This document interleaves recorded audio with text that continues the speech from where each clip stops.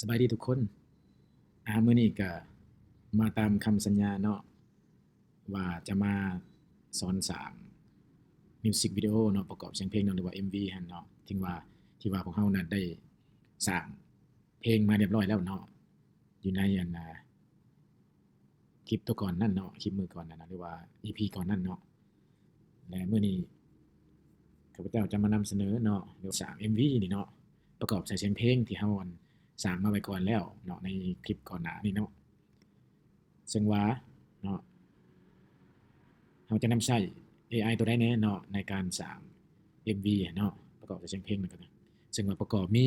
เนาะ AI ที่เราจะ AI ที่เราจะใช้นี่มันประกอบมีอยู่ ChatGPT เนาะ2แล้วแม่น Wish เนาะหรือว่า Google Wish นี่เนาะ3แล้วแม่น Grok เนาะและตัวสุดท้ายนี่แม่น Dreamface เนาะและ AI แต่ละอันนี่แม่นใช้ไปเพื่อหยังเนาะจุดประสงค์มันเพื่อหยังเนาะเรามาเบิ่งนำกันเนาะว่า ChatGPT นี่แม่นเราใช้เพื่อเนาะให้ช่วยในการเขียนพร็อมเนาะจื่อบ่เนาะพร็อมนี่แม่นหยังเนาะแม่นคำสั่งเนาะเพื่อสร้างรูปภาพเนาะและวิดีโอในแต่ละท่อนของเพลงนั้นเนาะ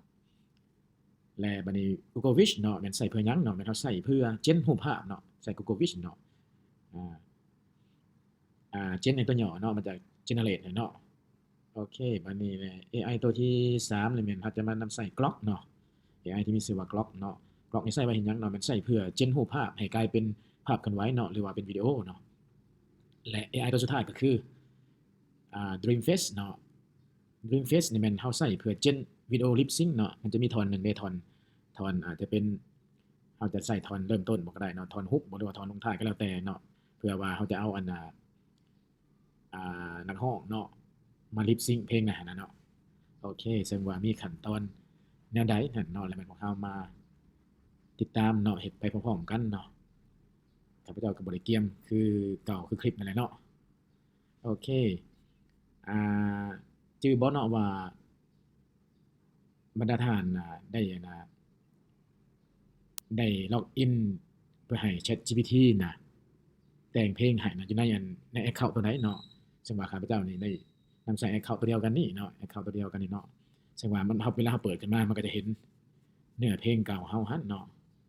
เนื้อเพลงเก่าที่ข้าพเจ้าสร้างมามือก่อนที่เราสร้างมานำกันนั่นเด้เนาะบ่จื้อบ่เนาะนี่เนาะตอนทำอิฐนี่แม่นข้าพเจ้าให้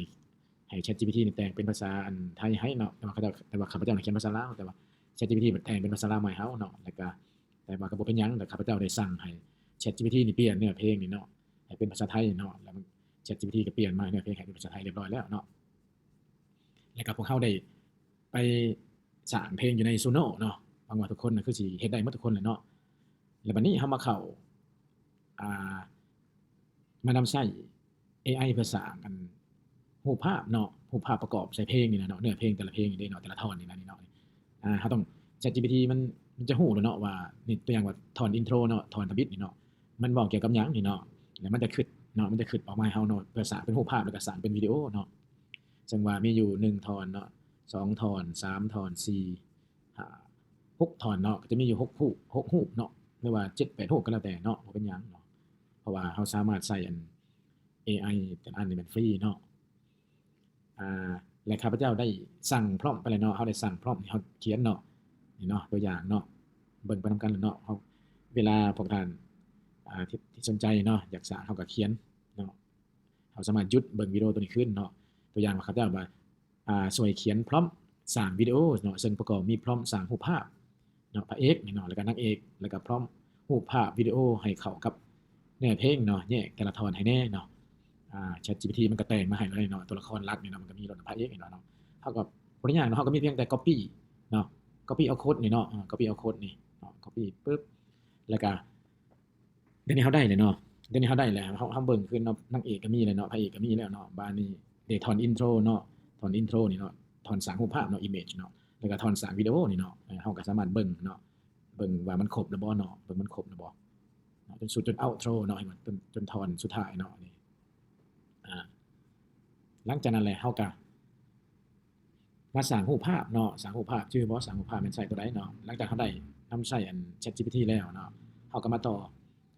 Wish เนาะ Google Wish เนาะเราก็เปิดแท็บขึ้นมาเนาะเราพิมพ์ใส่ว่า Wish เนาะโอเค Wish นี่เว็บไซต์ตัวทวิตเลยเนาะ บางทีบรรดาท่านอาจจะบ่เข้าใจปานใดเนาะก็ข้าพเจ้าจะล้ำขึ้นให้เบิ่งเนาะเฮาพิมพ์เนาะ Wish ขึ้นมาเนาะแล้วก็เว็บไซต์ตัวทวิตให้เลยเนาะแล้วก็ต่อเนาะคลิก browse gallery เลยเนาะแล้วก็มาต่อ enter tools เลยเนาะ enter tool เลยenter tool เลยเนาะแล้วก็เฮาต้อง sign in เนาะหรือว่า log in เนาะโดยบัญชีเฮานี่เนาะแต่ว่าข้าพเจ้านี่มัน log in auto แล้วเนาะเพราะว่าข้าพเจ้าได้อ่าได้ล็อกอินอยู่ในเบราว์เซอร์นี่แล้วเนาะมันจะสบายอยู่เนาะโอเควันนี้เรามาเบิ่งซ้ายมือเนาะเบิ่งซ้ายมือนี่เนาะมันจะมีอยู่3รูปแบบนี่เนาะ3ฟังก์ชันนี่เนาะเอามาเบิ่งว่าแต่ละอันนี่ใช้ไปเพื่อหยังนี่เนาะอ่าตัวที่1นี่แม่น subject เนาะ subject นี่แม่นเป็นตัวละครเนาะตัวละครนี่ตัวละครเนาะตัวอย่างว่า ChatGPT เนี่ยมันสร้างตัวละครเนาะมันเขียนพร้อมตัวละครมาให้เฮานี่เป็น2ตัวละครเนาะคือพระเอกกับนางเอกเนาะเฮาก็มีเพียงแต่กลับมาเนาะกลับมาแท็บที่เฮาให้ ChatGPT เนี่ยสร้างให้เฮานี่เนาะกลับมาแล้วเฮาก็มา copy เอาเนาะมา copy เอาพร้อมพระเอกนี่เนาะพร้อมพระเอกนี่ copy เอาปึ๊บแล้วเฮาก็มาเปิด Wish นี่เนาะแล้วเฮาก็มานี่มาใส่ว่า enter text นี่เนาะตัวนี้สำหรับ text เนาะตัวรูปนี่แม่นใส่รูปภาพเนาะอัปโหลดรูปภาพถ้าว่าเฮามีรูปภาพเรียบร้อยแล้วเฮาจะได้พระเอกคนนั้นเนาะแต่ว่านางเอกคนนั้นเฮาก็คลิกใส่นี่เลยเนาะดาวน์โหลดมันอัปโหลดมาใส่โลดเนาะแต่ว่าเดี๋ยวนี้แหละเฮามาเริ่มอ่าใส่พร้อมที่ ChatGPT เนี่ยมันสร้างมาให้เฮาหั่นเนาะเฮากดใส่ enter text เนาะโดยเฮา copy อีกนี่เนาะเฮาก็มา command V ใส่เนาะเมื่อกี้ข้าพเจ้าใช้ Mac เลยแม่น command C เนาะแม่น copy เนาะ command V เลยแม่นวางเนาะโอเคแล้วเฮาก็ generate ไปเลยเนาะเอามาเบิ่งเนาะมันจะสร้างรูปภาพตัวละครเนาะหรือว่าพระเอกให้เฮานี่เนาะ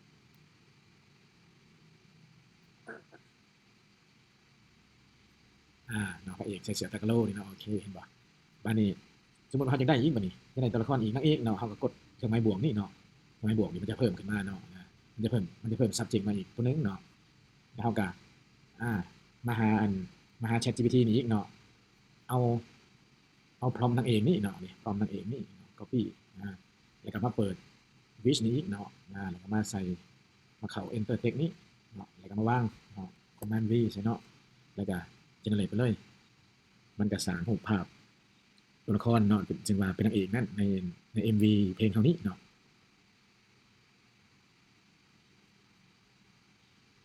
นี่โอเคเห็นบ่เนาะเฮาอยากดาวน์โหลดไว้ก็ได้บ่เป็นหยังเวลาเพลงอื่นน่ะเฮาจะได้นางเอกผู้นี้เนาะถ้าว่าอยากได้พระเอกผู้นี้ก็เซฟไว้เนาะบันทึกไว้เนาะโอเคบัดนี้ฟังก์ชันตัวที่2นี่แม่นซีนเนาะซีนแม่นฉากหน่อยเนาะฉากตัวนี้แม่นสไตล์เนาะตัวนี้แม่นสไตล์ตัวนั้นข้าพเจ้าก็บ่ได้ใส่เนาะเฮามาเข้าตัวนี้เลยเนาะเฮามาเข้าตัวนี้เลยแล้วเฮามาเบิ่งฉากที่1เนาะฉากที่1นี่ฉาก intro นี่เนาะ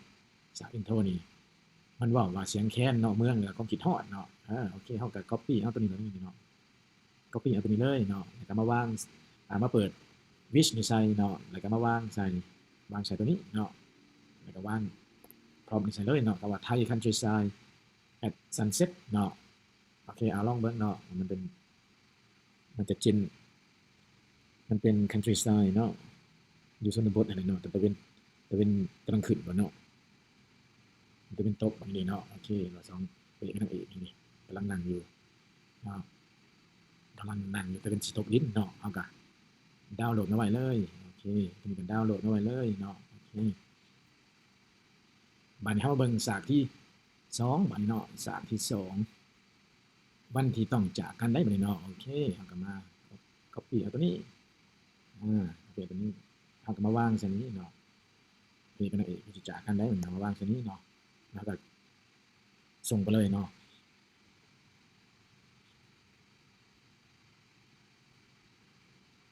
ความหมาย which subject นี่หมายความว่าเฮามี thematic หมายความว่าเฮาล็อกไว้เนาะล็อกตัวละครนี่เนาะเฮาจะให้ใส่ตัวละคร2คนนี้นี่เนาะเห็นบ่โอเคเฮาถูกใจบ่กับตัวนี้เนาะดิแฟนกำลังขึ้นรถนี่ตัวนี้ดิแฟนกำลังขึ้นรถนี่เนาะคันเฮาบ่ถูกใจเฮาก็เจนใหม่เนาะบ่เป็นหยังเจนไป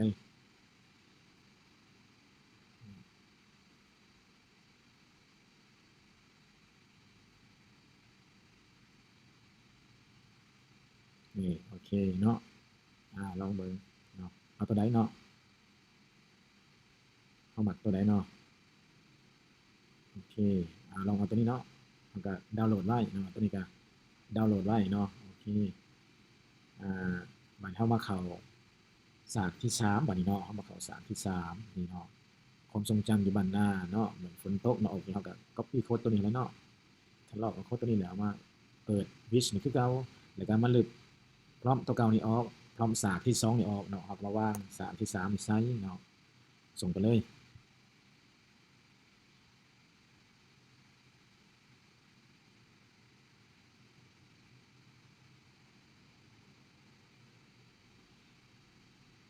เนาะโอเคนี่เพิ่นเว้าว่าอยู่ความทรงจำเนาะความทรงจำตอนอยู่นำกัน2คนตอนฝนตกเนาะโอเคเฮาก็บันทึกเอากันบันทึกไว้เนาะดาวน์โหลดไว้เนาะโอเค2รูปก็พอแล้วถ้ามาเบิ่งฉากต่อไปบัดนี้เนาะฉากท่อนฮุกบัดนี้เนาะท่อนฮุกหักผ่านจอโอเคเนาะท่อนฮุกแล้วก็ copy เอาคือเก่าเนาะ copy เอาโคดตัวนี้แล้วก็มาวางใส่นี่เนาะวางใส่พร้อมตัวนี้เนาะพร้อมคำสั่งนี่เนาะเราก็ส่งไปอีกเนาะ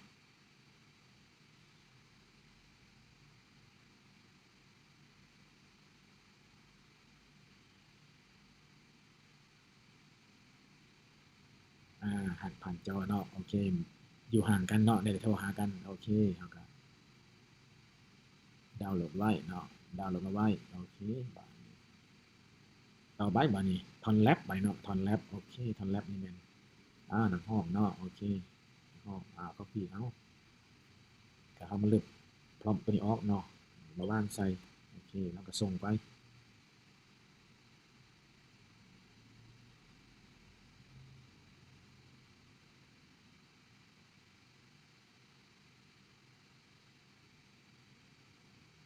อา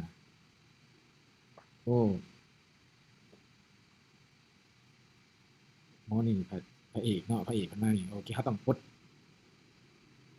ดล็อกก่อนเนาะปลดล็อกออกเนาะปลดล็อกออกเพราะว่าพระเอกอยู่บ้านนอกเนาะพระเอกอยู่ชนบทนะอันนี้แหละเพราะว่าเราล็อกไว้เพราะว่าคำสั่งของเราว่าเมลเนาะเป็นผู้ชายนักร้องผู้ชายย่างคนเดียวอยู่ในในถนนตอนกลางคืนเนาะโอเคเราสั่งไม้เนาะโอเคสั่งว่าเป็นนักร้องอินดี้ไทยเนาะย่างคนเดียวอยู่ในเมืองกลางคืนเนาะถนนเปียกเนาะมันจะสร้างรูปให้มาให้เนาะโอ้นี่นักร้องอินดี้เอาผู้ใดเนาะเอาเจ้าผู้ใดเนาะเขาอยากเพิ่มเติมก็ได้เนาะใส่ handsome บ่เนาะ handsome เอาหล่อๆเนาะโอเค handsome หล่อๆเขามักบ่นี่หรือบ่มักเขาก็บ่เป็นหยังเนาะ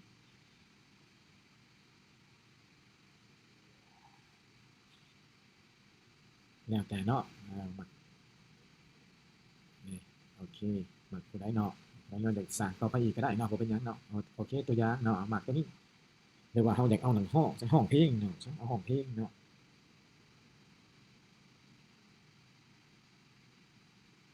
โอเคใส่ห้องเพลงซะเนาะเราสามารถปรับได้เนาะ syncing alone โอเคลองเบิ่งเนาะเพราะว่าเราจะเอาท่อนนี้เราจะเอาท่อนนี้ไปใส่ lip sync อันนี้เนาะให้เป็นนักร้องกำลังร้องเพลงอะนะเนาะมันจะตัดมาท่อนหนึ่งเนาะโอเคดีกำลังร้องเพลง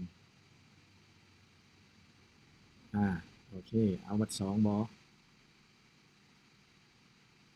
เนาะเอาตัวนี้ซะเนาะตัวนี้ซะกับจากมักตัวนี้เนาะสามารถเลือกได้เนาะโอเคหลังจากได้แล้วเขากลับมาหาท่อนต่อไปเลยท่อนสุดท้ายนี่เนาะท่อนเอาโชว์เนาะท่อนสุดท้ายโอเคเขาก็คัดลอกเอาแล้วมาเปิดวิชอีกคือเก่าเนาะเอาพร้อมตัวนี้ออกเนาะวางพร้อมตัวสุดท้ายนี่มาทับขึ้นเนาะอ่าอย่าลืมเนาะพร้อมนี่มันจะมีมันเกี่ยวกับหมายความว่า reunion scene เนาะแม่นหมายความว่าเขาเจ้าจะกลับคืนมาเจอกันนี่เนาะพระเอกกับนางเอกเนาะโอเคเขาก็ต้องติ๊กเนาะติ๊กโอเคถ้าบ่ติ๊กนี่มันจะ gen รูปคนอื่นมาเนาะเพราะว่าของเขาบ่ได้ล็อกไว้เนาะมันจะ gen รูปคนอื่นเห็นบ่คือรูปนี้คือรูปนักร้องเองเนาะมันเป็นคนอื่นได้นี่เนาะบ่แม่นผู้นี้เห็นบ่เห็นบ่ตัวนี้เราสั่งมันแหละเพราะว่าเราบ่ได้เอาทำไมติ๊กออกเนี่ยมันจะเป็นรูปผู้ชายคนนี้มาอยู่ในนี้นะเนาะเข้าใจเนาะคันบ่เข้าใจได้เติมเลยสามารถแชตคอมเมนต์อยู่ใต้ใต้คลิปเพลงเนาะมิวสิกที่อาจารย์จะเอาลงนี่เนาะโอเคเราก็สั่งไปเลยเนาะ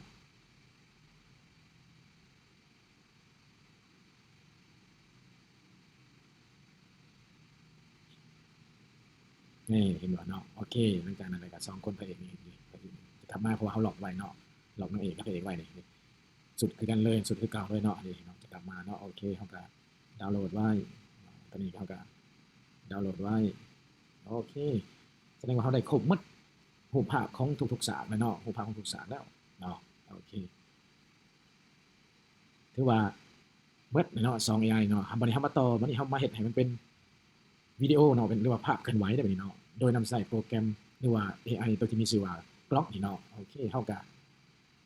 เปิดแท็บเนาะเปิดแท็บเนาะแล้วก็พิมพ์ว่า Grok เนาะ Grok Grok โอเคเนาะพิมพ์คำว่า Grok ใส่เนาะแล้วก็เข้าเว็บไซต์ตัวทีนี่เลยเนาะ Grok คลิกเนาะโอเคอย่าลืมล็อกอินเนาะนี่เนาะล็อกอินเนาะล็อกอินเรียบร้อยหลังจากนั้นแล้วเฮามาเข้า image เนาะ image หลังจากนั้นแล้วเฮามาเข้าอ่านี่ก็รูปกิ๊บนี่เนาะรูปกิ๊บรูปคลิปนี่เนาะเพื่อเฮาจะอัปโหลดเนาะเราจะอัปโหลดรูปภาพอันที่เฮาอันสร้างมาโดยนำใส่ Wish เนาะมาลงใส่เพื่อให้มันเคลื่อนไหวเนาะนี่เนาะอัปโหลดไฟล์เนาะ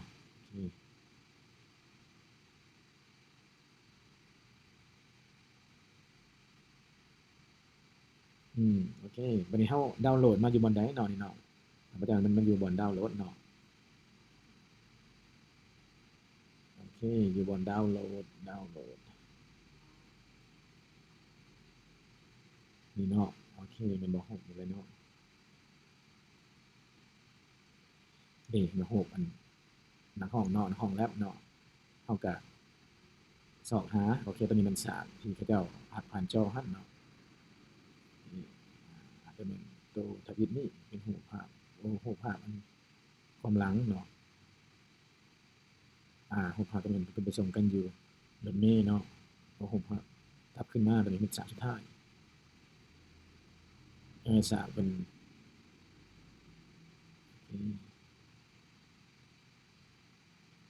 โอเคคือตัวนี้เนาะฉากเป็นบิดเนาะ2คนพนังอันนั้นกันดีๆเนาะโอเคเฮาก็ Open เนาะ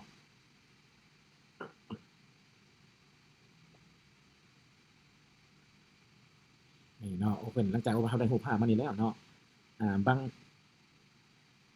บางคนเนาะอัปโหลดรูปภาพเข้ามาแล้วมันจะเจนเองมันเลยเป็นวิดีโอเองมันเลยออโต้เลยเนาะเพราะว่าในโปรแกรม Grok นี่มันจะตั้งออโต้เลยเนาะซั่นมันสิบ่เข้ากันกับอันคำสั่งของ ChatGPT นี่เนาะฉะนั้นเฮามาปรับอยู่นี่เฮามาเปลี่ยนอยู่นี่เนาะโดยมาเข้าที่โปรไฟล์รูปเฮานี่เนาะกดเข้าที่โปรไฟล์รูปเฮาแล้วก็มาเข้าตั้งค่าเนาะตั้งค่าแล้วเลื่อนลงมาหา behavior นี่เนาะ behavior แล้วก็เลื่อนลงมาดุ่มสุดเนาะดุ่มสุดนี่มันจะเป็นอันนี้เนาะมันจะเป็นเปิดให้เข้ามาเล่นออโต้เลยเนาะ automatic video generation เนาะแต่ถ้ามาปิดมันไว้เนาะปิดไว้เพื่อว่าบ่ให้มัน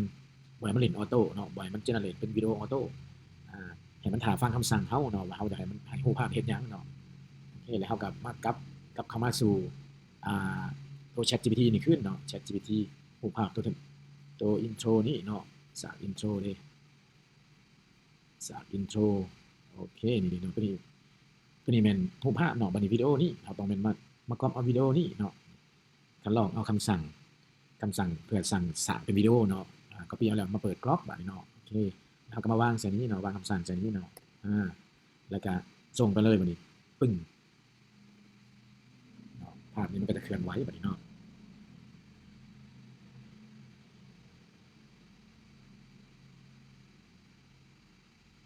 เนาะช้าหรือไวก็แม่นขึ้นอยู่กับเน็ตเนาะสัญญาณอินเทอร์เน็ตเนาะ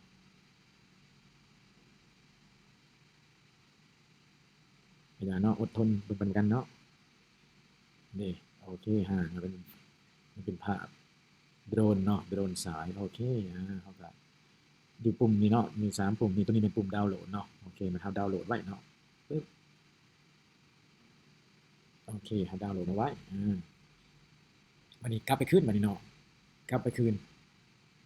กลับไปคืนเฮ็ดสากที่2บัดนี้เนาะสากที่2นี่แม่นเกี่ยวกับหยังสากที่2เนาะก็เข้าคือเก่าเนาะเข้าคือเก่าเนาะเครื่องหมายอันกิ๊บนี่เนาะแล้วก็อัปโหลดไฟล์เนาะอัปโหลดรูปภาพแล้วลงมาใส่เนาะตัวสากที่2ก็ได้เนาะโอเค สากที่2นี่แม่นหยังเนาะเฮาหาเบิ่งเนาะสากที่2เนาะเดินลงมาหารูปภาพเฮานี่เนาะ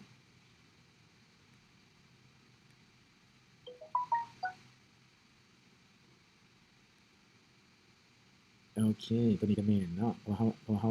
ดาวน์โหลดมา2รูปเนาะก็บ่เป็นหยังฉะนั้นเฮาจึงจะได้2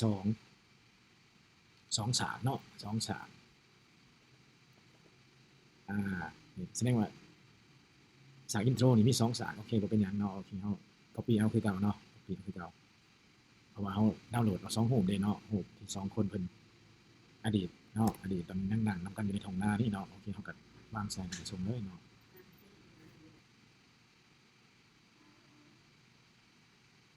เฮาก็เฮ็ดไปหมดเนาะทุกฉากเลยเนาะเฮ็ดแบบนี้แหละมันทุกฉากแหละนี่โอเคเนาะภาพโดนโอเคได้2แสดงว่าเฮาก็ได้2ตอนเนาะอยู่ในท่อนที่1อะเนาะวิดีโอ2ตอนเนาะในท่อนที่1โอเคกลับมาคืนเนาะบัดนี้อ้าวกลับมาคืนบาดนี้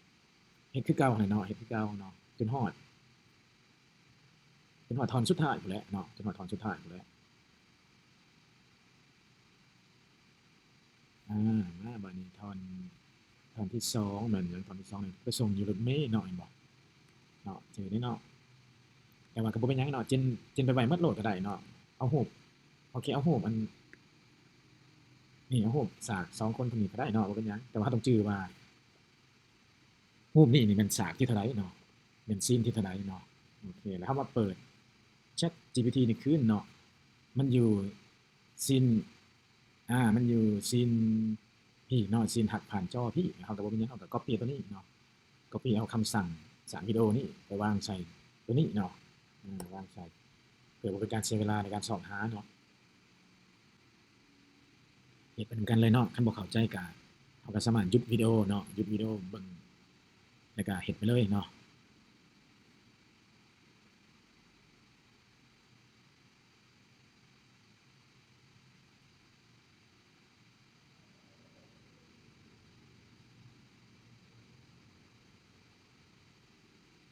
อืมโอเคบ่เป็นหยังตัวนี้ก็ได้เนาะเพิ่นร่วมกันทางไกลนี่เนาะโอเคร่วมวิดีโอคอลกันเนาะโอเคดาวน์โหลดไว้อืมโอเคกลับมาอีกคือเก่าเนาะกลับมาคือเก่าอัปโหลดอีกคือเก่าเนาะแสดงว่าเราได้ฉากที่4แล้วตินั่นเนาะฉากที่4เนาะฮอดฉากที่4แล้วโอเค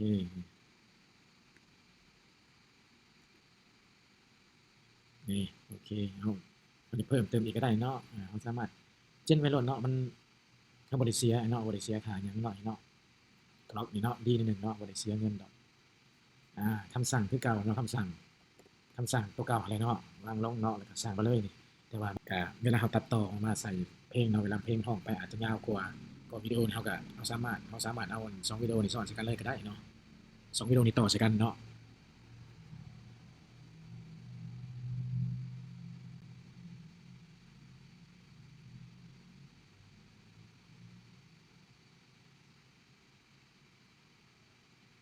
อือฮึโอเคเนาะได้เนาะบ่เป็นหยังนี่โอเคบันทึกไว้แล้วเรากลับไปคืนเนาะโอเคบันทึกไว้แล้วกลับไปคืนแล้วก็อัปโหลดเนาะอัปโหลดรูปภาพนี่มาคือเก่าอีกเนาะ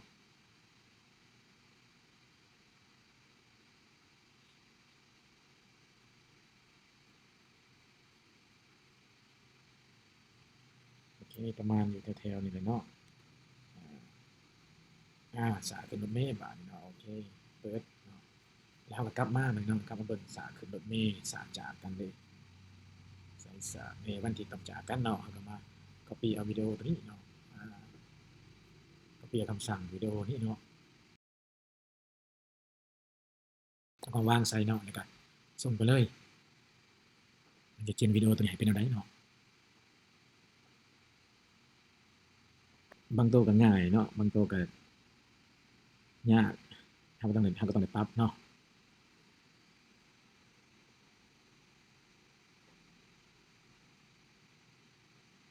นี่โอเคนี่ตัวนี้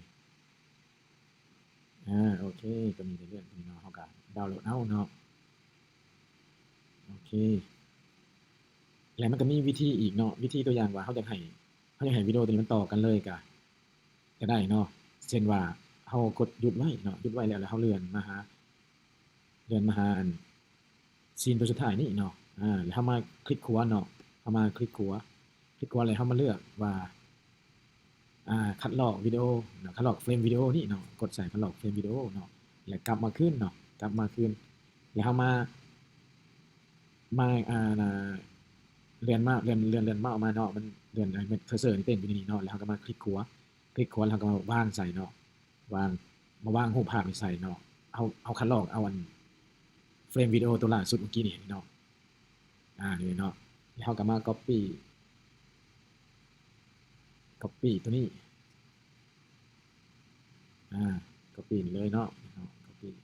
แล้วก็มาวางใส่ลองเบิ่งเนาะสารเพราะว่าจะให้มันต่อเนื่องกันไปเลยเนาะรถเมย์ยังบ่ได้ออกเนาะเนี่ยเอารถเมย์ออกเดินทางแล้วบ่เนาะลองเบิ่งเนาะนี่โอเคก็ได้อยู่เนาะก็ได้อยู่นี่เป็นรูปผู้ชายนี่เนาะโอเคได้อยู่นี่เนาะเอาก็ดาวน์โหลดเอาไว้เนาะ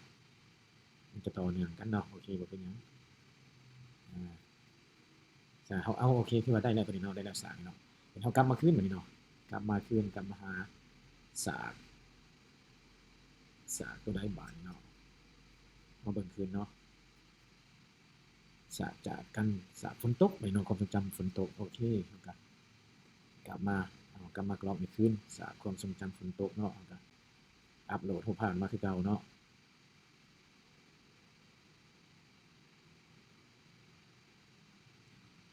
โอเคความทรงจำฝนตกเนาะเป็นตัวใดเนาะโอเคเนาะส่องหาดูกันเนาะเป็นแบบนี้บ่แม่นตัวนี้เนาะนี่โอเคความทรงจำฝนตกเนาะโอเคเราก็ Open แล้วก็กลับมาเนาะกลับมาที่อ่า ChatGPT นี่เนาะแล้วเราก็มา copy เอาตัวนี้ตัวคำสั่งวิดีโอนี่เนาะ copy แล้วก็กลับมาหา Grok เราก็วางคำสั่งใส่นี้เนาะมันก็ส่งไปเลยเนาะ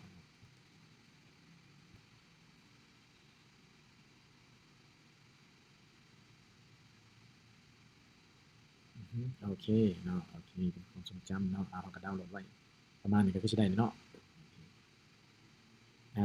เอาเฮ็ดคือเก่าก็ได้เนาะเฮ็ดคือเก่าคือข้าพเจ้าใช้วิธีกินนี่เนาะมันเขาหยุดเอาเฟรมตัวนี้เนาะเอาเฟรมสามนี่เนาะคลิกขวาแล้วคัดลอกเฟรมวิดีโอปึ๊กแล้วก็กลับมาคืนเพื่อเราอยากให้มันต่อเนื่องกันเนาะแล้วก็มาคลิกขวาตัวนี้แล้วก็มาวางใส่เนาะวางรูปภาพตัวเก่าให้ใส่วางรูปภาพตัวเก่าให้ใส่แล้วก็มา copy เอาคำสั่งตัวนี้คือเก่านี่เนาะคำสั่งตัวนี้แล้วก็มาวางใส่เนาะวางใส่แล้วก็ส่งไปเลยโอเคความทรงจำของพระเอกกับนางเอกตอนฝนลิ้นเนาะตอนฝนลิ้นอยู่บ้านเด้อยู่โอเคมันก็จะต่อเนื่องกันไปเลยเนาะนี่เนาะก็จะเป็นผู้เก่าเลยเนาะนี่โอเคเขาก็ดาวน์โหลดไว้เลยเนาะดาวน์โหลดไว้เลยโอเคถือว่าพอแล้วถึงเนาะบัดนี้เรากลับมาเบิ่งฉากต่อไปเป็นฉากหยังบัดฉากต่อไปแม่นโอ้ผ่านจอเรามีแล้วเราเฮ็ดแล้วมีฉากแรปนำเนาะแรปแรปโอเคเราก็มาเข้าคือเก่า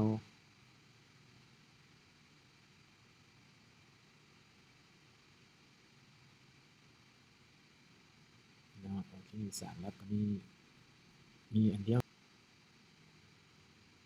โอเคฉากแรปนี่เนาะ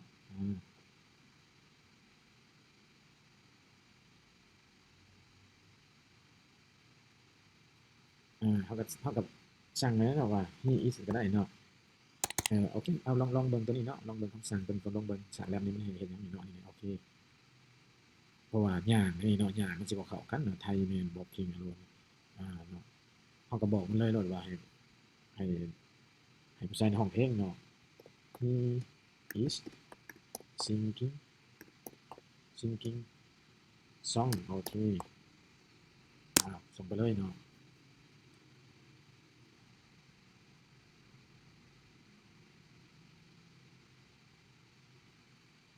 โอเคโอ้เป็นนักร้อง ต่างประเทศเบิ่งเนาะโอเคก็อย่าเนาะลองเบิ่งเนาะลองเบิ่งเพราะว่าเป็นเพลงสากลเนาะแรปสากลเนาะโอเคบ่เป็นหยังเราก็กดดาวน์โหลดโอเคบาดนี้เฮาเบิ่งฉากคือสิแม่นยังเหลือฉากสุดท้ายติบัดนี้เนาะเฮาเบิ่งดูฉากฉาก outro ฉากกลับคืนมาเนาะฉากกลับคืนมาโอเคเข้าคือเก่าเนาะอัปโหลดอัปโหลดแล้วก็เลื่อนมาหาบล็อกเอาเนาะอยู่ไสน้อฉากบ่แม่นตัวนี้ฉากทวิตกลับคืนมาเด้เนาะนี่โอเคมันมีอยู่2เนาะมันมีอยู่2นี่โอเคแม่นเนาะตัวนี้ก่อนก็ได้ตัวนี้ก่อนก็ได้เนาะหลังจากนั้นเรากลับมาหาพร้อมคำสั่งตัวสั่งวิดีโอนี้เนาะโอเคเราก็กด copy เนาะก็เลื่อนมาเนาะเลื่อนมาแล้วก็เราก็วางพร้อมใส่แล้วก็กดส่งไปเลย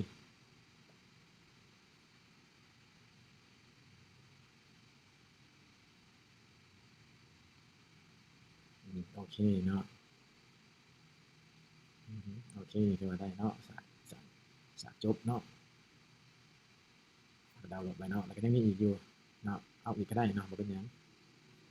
เอาอีกก็ได้เนาะคือเก่าเนาะอัปโหลด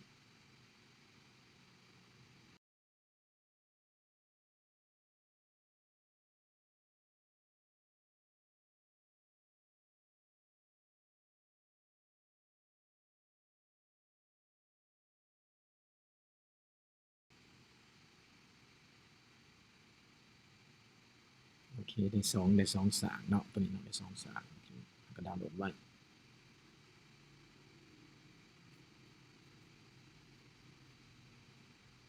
โอเคถือว่าครบเนาะถือว่าได้ครบหมดทุกฉากแล้วเนาะยังแต่ฉาก lip sync บัดนี้เนาะหลังจากเราแล้วตัวนี้แหละเนาะบัดนี้เนาะเรานำใส่กรอกเรียบร้อยแล้วบัดนี้สุดท้ายแล้วมันเรานำใส่ตัว dream face นี่เนาะ dream face นี่เนาะโอเคเรามาเข้า dream face เพื่อเฮ็ด lip sync เนาะ lip sync ตัวอันตัวที่ท่อนร้องเพลงเลยเนาะโอเคเราก็มาเข้าเนาะเปิดแท็บใหม่ขึ้นมาเนาะเปิดแท็บใหม่ขึ้นมาเราก็มาเขียนใส่ว่า dream face เนาะโอเคดิ dream face app เนาะกด enter เนาะกับเว็บไซต์ตัวทวิตนี่เลยเนาะเว็บไซต์ตัวทวิตนี่เลยแล้วก็มาคลิกใส่เนาะ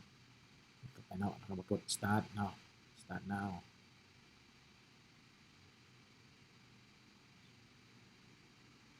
โอเคอย่าลืมล็อกอินเข้าไปเนาะsign in เข้าไปเนาะครับการ sign in แล้วเนาะโอเควิธีเฮ็ดจั่งใดเนาะเดี๋ยวแม่นเฮาก็ไปเอาวิดีโอเนาะวิดีโอตัวท่อนร้องเพลงให้เนาะมาเข้ามันไว้อยู่ในนี้เนาะอ่าโอเคเราต้องมาเลือกเบิ่งเนาะเลือกเบิ่งท่อนเพราะว่าเราวิดีโอที่เราสร้างมาแล้วมันอยู่ในกล่องวิดีโอนี้เนาะโอเคเนาะเป็นท่อนนี้เนาะครับถ้าเราได้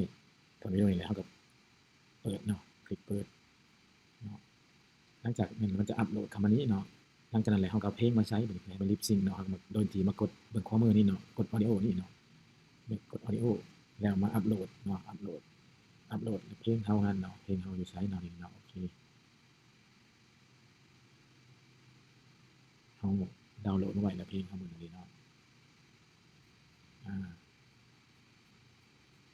เราก็มาค้นหาเพลงเราอยู่ไสเนาะเพลงเราเนาะโอเคเพลงนั่นน่ะข้าพเจ้าเอาไว้อยู่ในโฟลเดอร์ตัวหนึ่งอีกเนาะโอเคชื่อเพลงว่า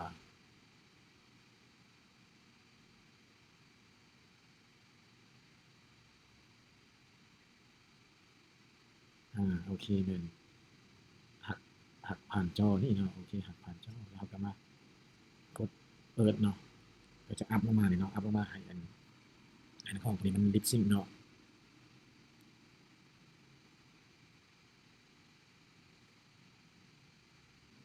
คันเน็ตเอาไว้มันก็จะไวเนาะโอเคนี่บัดนี้เพลงเราก็เข้ามาแล้วเนาะวิดีโอเราเข้ามาแล้วบัดนี้เราจะเอาท่อนใดเนาะให้วิดีโอตัวนี้นะมัน lip sync ตอนใดเนาะโอเคเรามาเลือกเราจะมาเอาท่อนสุดท้ายพี่น้องข้าพเจ้ามาเอาท่อนภาษาอังกฤษพี่น้องท่อนแรปภาษาอังกฤษเนาะเอาฟังเบิ่งเนาะว่ามันอยู่แถวใดเนาะรักเธอคนเดียวโอเคนี่อยู่แถ ถวๆนี้เนาะโอเคเฮาก็ยับมาเนาะยับมายับมาจนฮอดท่อนที่เฮาอยากให้วิดีโอพวกนี้อะเรามัน lip sync ตอนใดเนาะโอเคเฮาฟังเบิ่งเนาะ Yeah, late night calling on my phone, I see your name. Small town boy, but my love never changed. Distance โอเคว่าเฮาอยากเอาท่อนนี้โอเคเฮาก็มากด generate ไปเลยบัดนี้เนาะโอเค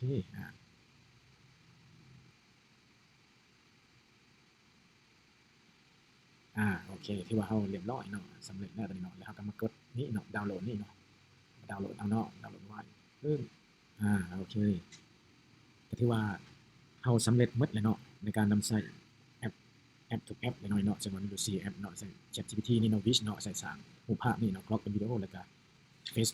Dream Face นี่เพื่อให้เป็นวิดีโอ lip sync เนาะอันนี้ถือว่าสำเร็จเนาะในการนำใช้EP ที่2นี่เนาะถ้าว่าท่านใดถนัดในการสร้างวิดีโอต่อเนาะโดยการวิดีโอต่อไปเนี่ยข้าพเจ้าจะมาเสนอในการนำใช้โปรแกรมตัดต่อวิดีโอเนาะก็คือจังว่าข้าพเจ้าที่ใช้ปัจจุบันนี่นะครับข้าพเจ้าใช้ Clipchamp เนาะในการตัดต่อเนาะแต่ว่าถ้าท่านใดถนัดเนาะ CapCut บ่เนาะก็สามารถนำใช้ CapCut ได้เนาะดังนั้นมาฮอดคลิปนี้เฮาก็ขอหยุดคลิปนี้ไว้ก่อนเนาะหวังว่าทุกท่านคงจะ